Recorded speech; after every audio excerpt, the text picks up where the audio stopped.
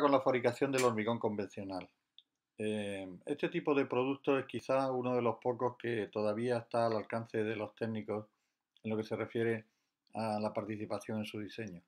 El resto de los materiales de construcción, crecientemente sofisticados, en gran medida son una caja negra para nosotros y su relación con ellos se produce a partir de sus características bien de alguna manera exhibidas por el fabricante y comprobadas en las operaciones de control como es preceptivo. El hormigón convencional, por tanto, es un material que todavía está a nuestro alcance hasta los más nimios detalles. Se fabrican instalaciones denominadas centrales que han de cumplir los requisitos de la Instrucción Española de Hormigón Estructural como es natural. Hoy en día son procesos bastante automáticos, pero eso no quiere decir que nosotros no podamos en laboratorio o en cualquier otra situación producirlos con prestaciones igualmente profesionales. Las centrales de hormigón están sindicadas en torno a la Asociación Nacional de Fabricantes de Hormigón Preparado, ANEFOP, cuyo enlace se proporciona un poco más abajo. Las prescripciones generales de la fabricación de hormigón tienen que ver con el almacenamiento de los materiales componentes, la dosificación de los mismos y el amasado. La dosificación de cemento de los áridos y en su caso de las adiciones se debe realizar en peso. Esto es fundamental porque es el modo más preciso de determinar su presencia en el conjunto que forma el hormigón. Los componentes deben de amasarse de una forma homogénea debido a la necesidad de que la pasta de cemento con agua envuelva debidamente a los áridos, que son los que aportan en gran medida volumen. La uniformidad de la masa de hormigón se determina mediante, mediante la comprobación de determinadas características del hormigón fresco en distintas partes de la masa o del volumen de hormigón servidos. Esta comprobación se lleva a cabo en el primer cuarto y el tercer cuarto, es decir, que si el hormigón ocupa en la cuba aproximadamente este volumen, pues el primer cuarto, si lo dividimos aproximadamente el volumen en cuatro partes, se toman muestras del primer cuarto y se toman muestras del tercer cuarto. Y las probetas realizadas con las muestras tomadas no deben presentar diferencias mayores de las que aquí se determinan. Para justificar que la instalación móvil, en este caso del camión hormigonera, cumple con los requisitos de homogeneidad que le queremos imponer.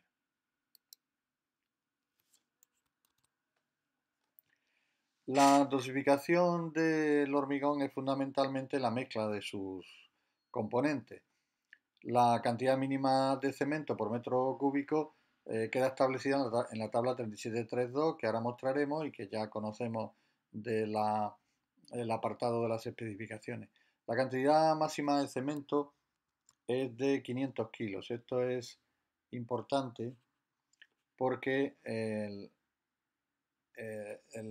la reacción exotérmica del cemento con el agua, cuando se superan esta cantidad de 500 kilos, puede producir roturas por retracción térmica que evidentemente son indeseables.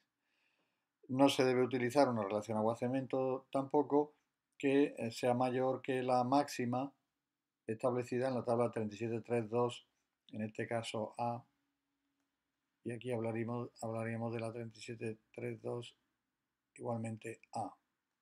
La dosificación de los componentes de hormigón debe cumplir con determinados requisitos que se establecen en la instrucción española. En concreto, cuando nos referimos a la cantidad mínima de cemento, debemos acudir a la tabla 3732.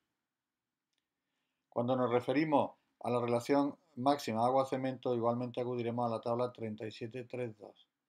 Y cuando eh, hablamos de la cantidad máxima de cemento por metro cúbico, el valor lo tenemos aquí, es de 500 kilos.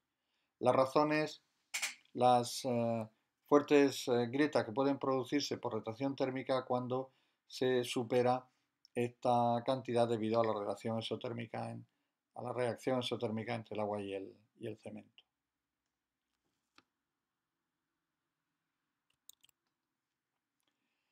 La dosificación de hormigón, eh, una vez determinada, permite su amasado en una hormigonera.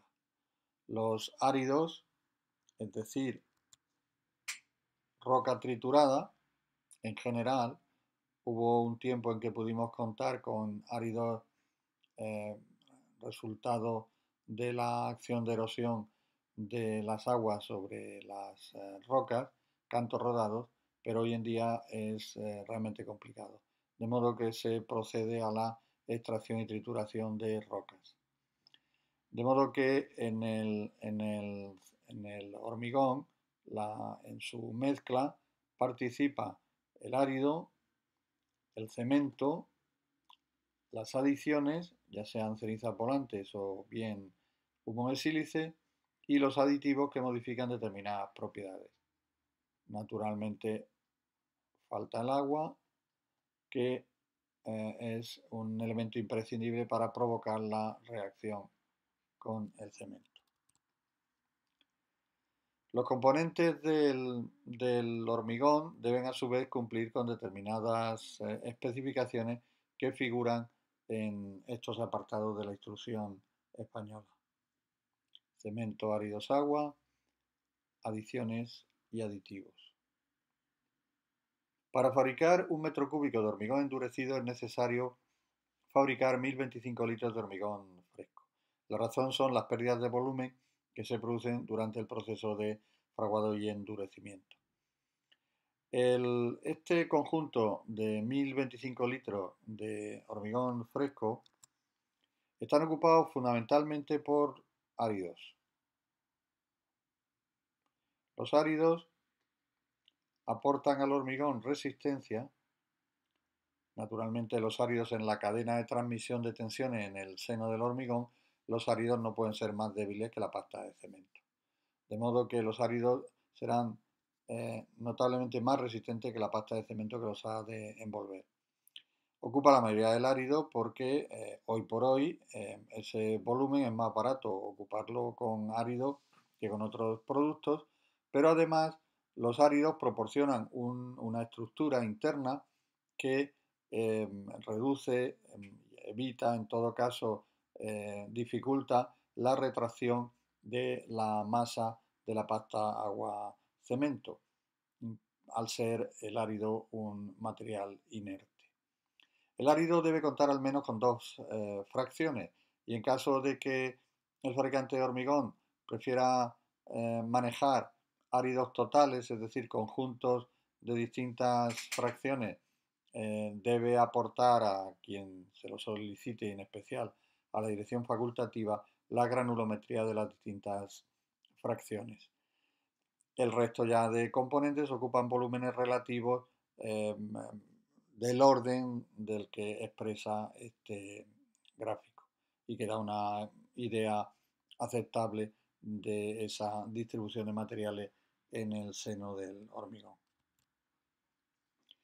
La resistencia del hormigón es una de las características fundamentales, no en vano el hormigón está pensado fundamentalmente para constituir estructuras y a veces estructuras muy exigentes por sus dimensiones o por las circunstancias, es decir, por las acciones a las que puede verse sometido.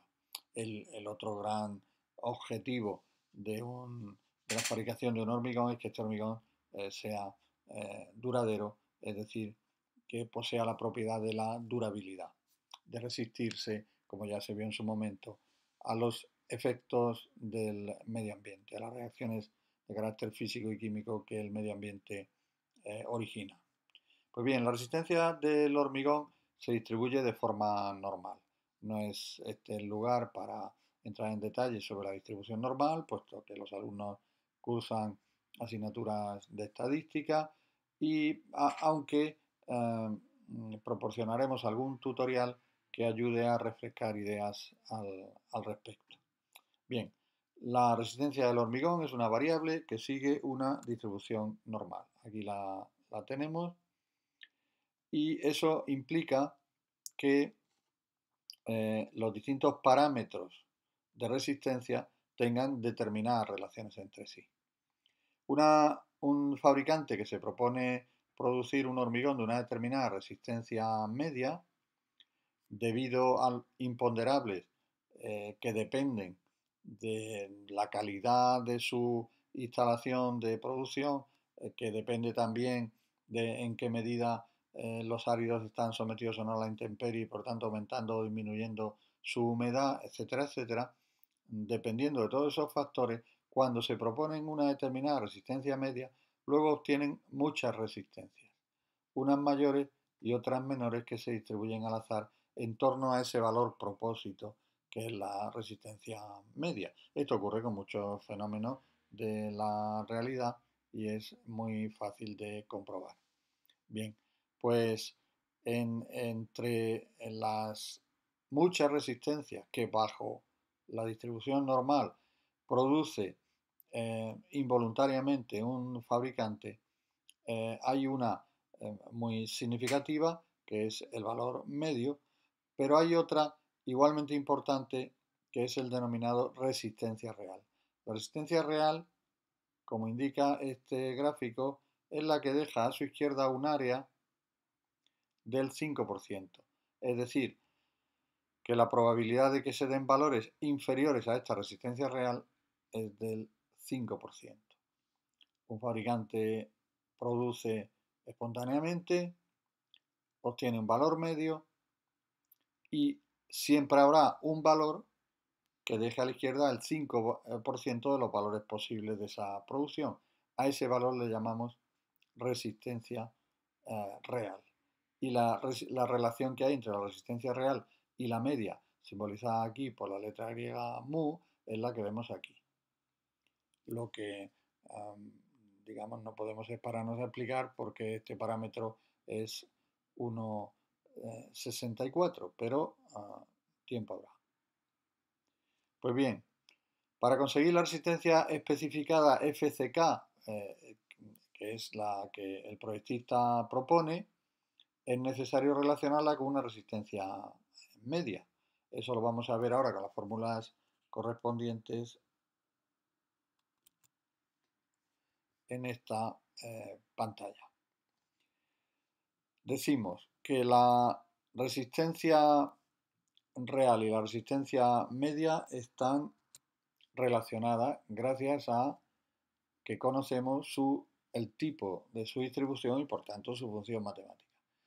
La fórmula la hemos expresado hace un momento de esta forma. Hemos dicho resistencia real es igual a resistencia media menos 1,64 sigma. Como nos hemos metido en territorio de la fórmula, borramos de nuevo y lo representamos aquí. Y ahora lo hacemos en verde. Resistencia real igual a resistencia media menos 1,64 sigma. Hemos escrito antes. El 5 es una precisión interesante, pero que no debe confundirnos. Está claro entonces que resistencia media es igual a resistencia real más 1,64 sigma, tal y como vemos aquí. Pues bien, si nosotros pretendemos que, como explica la propia instrucción, que la resistencia característica FCK sea superada al menos por el 95% de los valores que el fabricante de hormigón produzca en obra, porque nosotros ya hemos tomado este valor como referencia para los cálculos, teniendo en cuenta precisamente esta condición de que por debajo de FCK quedará aún un 5% de valores, entonces si esta es nuestra pretensión, puesto que la resistencia real, como hemos visto aquí, es justamente, la resistencia real es justamente la que deja a la izquierda el 5%, esta condición de que se cumpla FCK implica estrictamente que FCK y FC real sean iguales. Si esto es así, podemos sustituir en la fórmula FC real por FCK y en ese caso esta FCM, esta resistencia media de nuestro fabricante, será resultado de sumarle a la resistencia del proyecto 1,645, el valor de la desviación estándar. Si por otra parte consideramos definitoriamente que coeficiente de variación es la desviación relativa a la resistencia media, es fácil ya ver cómo de esta fórmula, que podemos llamar 1, pasamos a esta otra que podemos llamar 2. Las relaciones entre la resistencia media, la desviación estándar, la resistencia especificada, la resistencia real, etc., dan objeto a distintas posibilidades de presentación. En este caso lo que hacemos es comprobar cómo a igualdad de resistencia característica, identificada por esta línea discontinua que sitúa en todas las producciones de estos distintos fabricantes el valor especificado FCK, podemos aquí comprobar cómo a medida que aumenta la desviación estándar, es decir, la variabilidad, digamos la falta de control sobre la producción del fabricante, le va resultando a este más cara la producción de su hormigón. ¿Por qué? Porque como la distancia entre el valor que deja a la izquierda el 5% y la resistencia media, ya hemos comentado hace un momento que es 1,645 sigma, pues cuanto mayor sea sigma, mayor será la distancia tal y como expresamos aquí. Es esta distancia, esta distancia, esta distancia, que va aumentando con sigma. Naturalmente, si esta es la sigma de las sucesivas producciones de hormigón, sigma 1 es menor que sigma 2, que lo es de sigma 3. Y en este caso comprobamos cómo para el caso, y en este caso comprobamos cómo cuando la resistencia media de distintas producciones es la misma, si aumenta la desviación estándar, vamos y en este caso podemos comprobar cómo cuando la resistencia media es la misma para distintas producciones, cuando aumenta la desviación estándar, es decir, cuando aumenta el descuido o falta de control del fabricante, va aumentando el incumplimiento de este fabricante respecto del valor FCK de referencia. Porque cuando queda un valor del 5%, como es este caso, este hormigón cumple con la condición de que FC real es igual a FCK. Cuando la desviación es menor, en ese caso, FC real es mayor que FCK, lo que está muy bien. Pero en este caso, FC real será menor que FCK, lo que será un grave incumplimiento. ¿Y por qué? Pues como hemos venido diciendo, FC real se define como aquel valor que deja a la izquierda el 5%. Como en este caso, a la izquierda de FCK, que estaría aquí, queda un 17%, pues evidentemente FC real, que está situado aquí, es menor que FCK. En este caso coinciden y en este caso FC real, que es la que deja el 5% a la izquierda, es mayor que FCK, que en este caso deja un 3% a la izquierda. Bueno, pues una vez determinada la resistencia media, es el momento de obtener parámetros tecnológicos para pasar ya a fabricar nuestro hormigón. La resistencia media no deja de ser un propósito, es decir, el objetivo que debe perseguir el fabricante una vez que la ha determinado teniendo en cuenta su variabilidad, es decir, su desviación estándar. ¿Cómo damos ese salto de la resistencia media objetivo a valores tecnológicos como la cantidad de cemento o la cantidad de agua? Pues esta fórmula, que ya la conocemos, de la historia del hormigón, la fórmula de Bolomey, nos proporciona la concentración de la pasta, que como sabemos es la relación entre cemento y agua, en función de la propia resistencia media, como es natural, en función de un coeficiente alfa, que a su vez depende del tipo de cemento, de la categoría resistente del cemento que utilicemos y del tipo de árido según sea de machaqueo o rodado, más 0,5. Aquí tenemos los tres valores de Z que corresponderían a una misma resistencia media en función de alfa. Podemos ya empezar el proceso de dosificación del cemento. El proceso de dosificación consiste en encontrar la mejor combinación de los componentes del hormigón para obtener las prestaciones que se necesitan. Antes de utilizar los componentes en las proporciones establecidas, es necesario asegurarse de que son los adecuados, ya sea porque no contienen sustancias perjudiciales para el hormigón y sus armaduras de refuerzo, como porque reúnen las propiedades de resistencia y estabilidad química necesarias. También las condiciones en que se va a ejecutar la obra influyen sobre la dosificación, ya que pueden hacer necesario el uso de aditivos, por ejemplo, para poder bombear el hormigón, o puede ser necesario usar un árido grueso cuyo tamaño máximo no supere los 20 milímetros para una correcta colocación en unos encofrados en los que hay una alta densidad de armadura. Por otra parte, tanto por razones económicas como por razones técnicas, puede ser aconsejable utilizar adiciones tales como las cenizas volantes o el microsílice que hemos llamado en otros momentos zumo de sílice. Adiciones que obligan a correcciones en la dosificación, como vamos a ir viendo con detalle.